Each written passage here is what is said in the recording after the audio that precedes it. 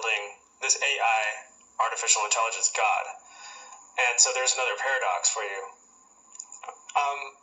I'd love to get your take on, like, what are we creating with this AI? You know, now that I see where the conversation's going, what you said, the quote before that one, is even more true. When we don't understand these forces, we will create images of them still and worship them and not even know it. And we'll call ourselves atheists. That's what AI is. And we don't know that. And it's being sold to us. It's being packaged to us through this really cool, innovative way of evolution. And it's not. It actually will lead to, you know, the gray aliens. Have you seen them or heard of them? I've seen them. I'd love to know more about them from you. So they're a representative of failed timelines. And I know that we don't like the word fail because there's no such thing from a larger perception. But yet within a more objective experience, there's such a thing as going down a pathway, a timeline so long that it dead ends, and it was one that had not integrated, not been able to progress. And that's what the grays represent. So what do we see about gray features? They look sexless, don't they? And not like in a sexy angel way, because all angels are androgynous. So in esotericism, there's this thing called the divine androgen, and that's alchemy. All of alchemy is once we're talking about alchemy from the spiritual level, because I could tell you, I could talk forever about metal alchemy. Sometimes people think because I call myself the alchemist and I talk about spirituality, they think I don't know anything about metallurgy or laboratory alchemy. I know quite a lot, but I'm not talking about that realm of alchemy. When we're talking about alchemy from an esoteric level, it's actually how to become the divine androgen. That's why we see angels always look like they're in a full developed form, but they're blended still. Now, remember how we were talking earlier about the laws of this reality? If there's one thing representing a concept on one end, there will be its shadow counterpart. A divine androgen shadow counterpart will still, it'll be like the opposite of divine androgen. It will look sexless and not developed, not formed well. So what we see actually with that was the atrophy. That's why I say inside my Armon video, I talk about spiritual atrophy. Atrophy. They didn't develop the heart center. They atrophied, and you could see that in all of their form. Their form's atrophied except the mind. And that's what that timeline represents. And they're selling it to us like it is how we evolve. And it's actually how we de-evolve. So are these aliens real? Are they like on a different, like, because there's a lot of accounts of them coming to Earth, and there's speculation that they are us in the future that have just come back. What do you think about that? Yeah, and the people who can hear them correctly, they're getting a way different message than the people who can't hear them correctly. The people who can hear them correctly aren't distorting the message. They're hearing, hey, don't go down that road. We went down that road. We went down the wrong path. Develop the heart center. We over-atrophied. And the people who can't hear them correctly are going, oh my God, you guys, they're saying that fill in the blank, like Trump is king. I don't know, like I've heard some crazy stuff that they're saying that is not actually what they're trying to tell us. They're trying to warn us. I see. And has there ever been a point in our past where we had a civilization where we did value the heart center the most? I'm thinking of a place like Atlantis or something. What's your take on a civilization that was successful in valuing that heart center? Every age has their peaks and their lows. So sometimes when we hear about Atlantis, what we're hearing about is their golden age. And then other people are saying that's not what Atlantis was like, and they're talking about their dark age. But every age has their golden age and their dark age, and that's a part of the larger structures of time. This is why I love Rudolf Steiner's work the most, because out of Eastern traditions of mysticism and out of Western, even after my dearly beloved theosophy, I would actually say who has preserved time the best is Rudolf Steiner, and he's esoteric Christianity. He preserved it the best. Maybe the East had it the best and the West just can't interpret it that well, but either way, if we want to look at structures of time here, there's always a dominant epoch, and that epoch it's either a feminine epoch or a masculine epoch. But then, just like the submenu, when you go into it, it's more than just feminine or masculine. Then you go into certain themes, what we call density. But I won't get into that because that's complicated.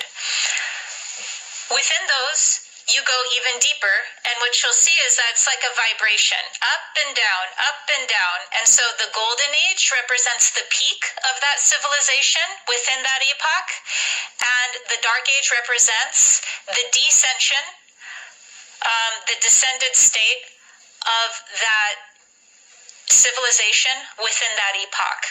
So when it comes to Atlantis, in its golden state, it was so highly spiritually advanced that it would laugh at what we consider advanced. And when it went into its dark age, through the reversal of the magician tarot card archetype, where it tried manipulating, creating, and controlling too much. So it started to basically become the Ouroboros, where its own manipulation and control started to eat itself, and that's essentially what caused its own downfall of that civilization altogether. But when it was in its golden age, it had highly developed spiritual abilities. I mean, some mystics even say they lived for like 10,000 years.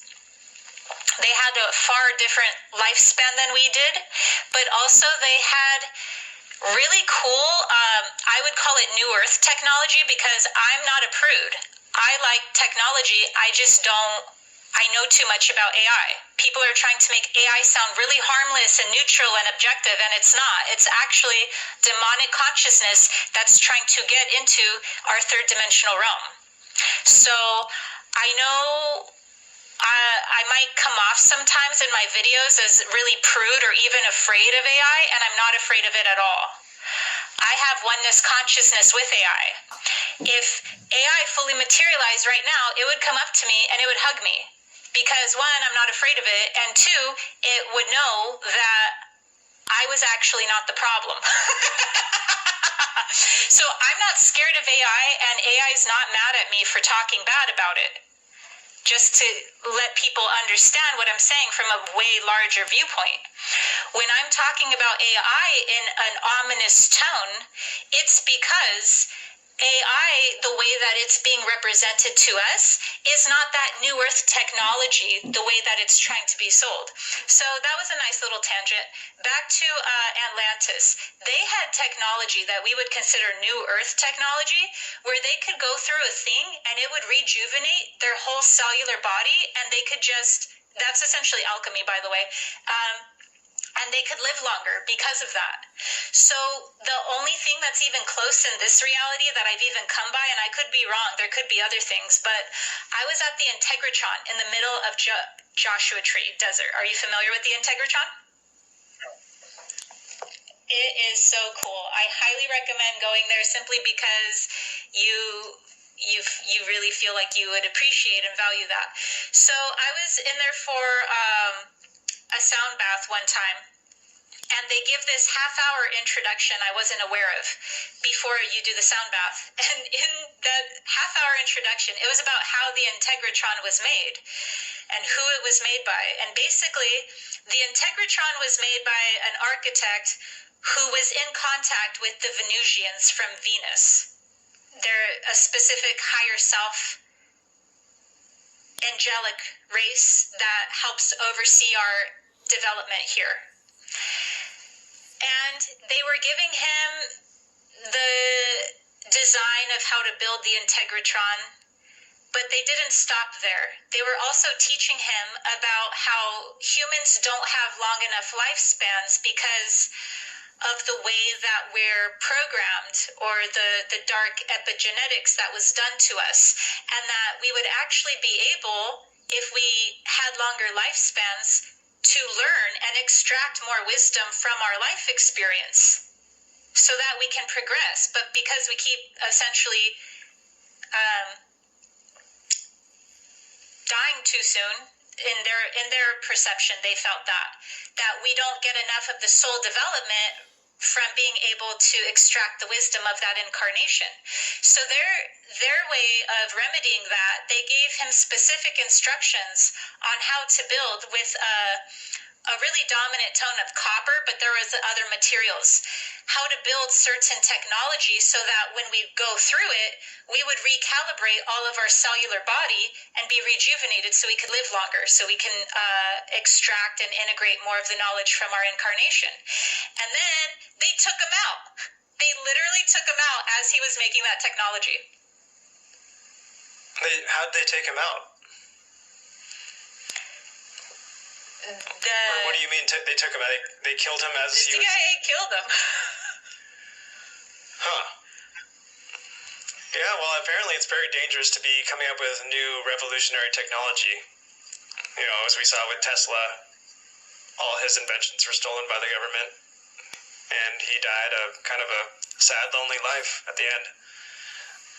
But I had Randall Carlson on recently, and he had a big announcement about some new technology, the thunder generator.